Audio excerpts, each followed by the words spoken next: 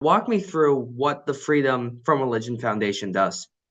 The Freedom from Religion Foundation, we protect that constitutional principle of the separation of church and state, ensuring equality for all Americans, not just a select few. And, you know, going further into that, Senate Bill 676 has been filed in the Texas legislature, filed by one of our representatives here in East Texas, Senator Hughes, which would basically reward inmates good conduct time for reading religious texts or studying them. Your thoughts on the bill? We at the Freedom from Religion Foundation believe this is a coercive bill. Studying religious text shouldn't be a transactional tool, especially for one's freedom. At the very least, there should also be options for secular texts, such as the U.S. Constitution. And walk me through, what specifically about it are you against?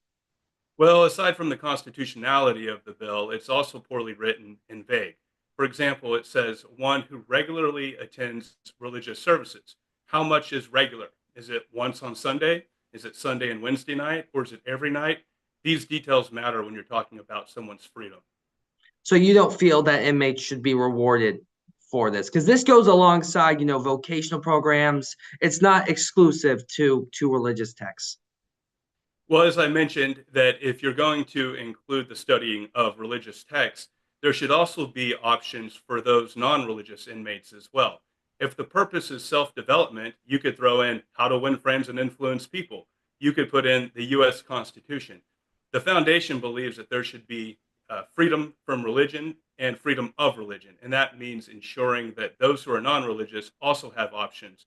Religion should not be a transactional tool, especially when it comes to one's freedom. You say this is unconstitutional. How so? Well, by limiting it to just the scope of religious texts, you're not also allowing for opportunities for non religious inmates as well. I would like to see some secular texts, including the U.S. Constitution. When I was speaking with Senator Hughes, there's two things I want to ask you about. I'll start with this. He says that, if you are a non-religious inmate, you still have those opportunities, those vocational opportunities to get awarded good conduct time. I want your response to that argument. Well, by limiting it to just studying religious text, you're taking one more opportunity away for an inmate to get out on earned time on good behavior. In order to ensure equality for all, you can include the religious texts, but then also make sure that you include secular texts as well. I would recommend the U.S. Constitution.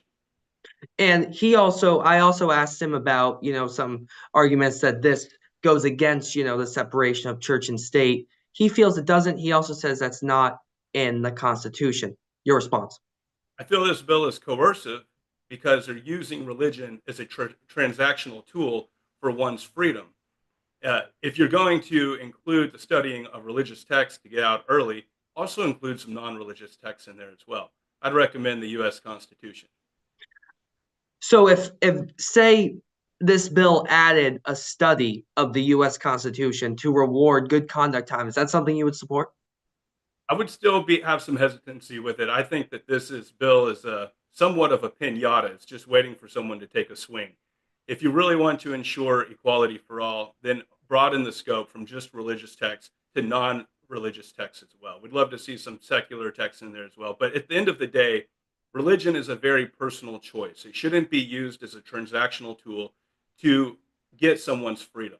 We want to ensure that even those who are imprisoned have their constitutional rights, and that includes their freedom of religion and from religion as well. And say this bill were to pass, what impact overall you feel it could have? Well, this bill, like we're seeing across the country, is one step in bills that are rooted in some type of theology. We have lots of theocratic legislators, especially in Texas, who are passing laws that seem to favor religious texts. I would be curious to see what types of religious texts are included. Is it actually all, or is it just limited to Christianity? Is it include the Quran? Heck, does it include the Gospel of the Flying Spaghetti Monster? It's a very broad and vague bill. Also, what is regularly attends? Is that once on Sunday? Is it Sunday and Wednesday throughout the week, or is it every night? These details really matter when you're talking about someone's freedom. I remember when I spoke with Senator Hughes, he did mention that other religious texts other than the Bible would be included. I don't know if you want to respond to that. The IRS recognizes hundreds of religions, and are they really wanting to accommodate the many, many religions that are out there, such as the Church of the Dude or the Church of the Flying Spaghetti Monster? This is why our framers of the Constitution put in a constitutional principle of the separation of church and state to avoid these type of issues. I am totally for good behavior and early release time, but we should keep that to the scope of the Constitution and not muddy it up with vague laws and unconstitutional language. Mickey, is there anything else you'd like for our audience to know about this bill or the work you do at the Freedom from Religion Foundation? If people are interested in learning more about the Freedom from Religion Foundation and how we fight to defend religious freedom and liberty for all, you can go to ffrf.org to learn more.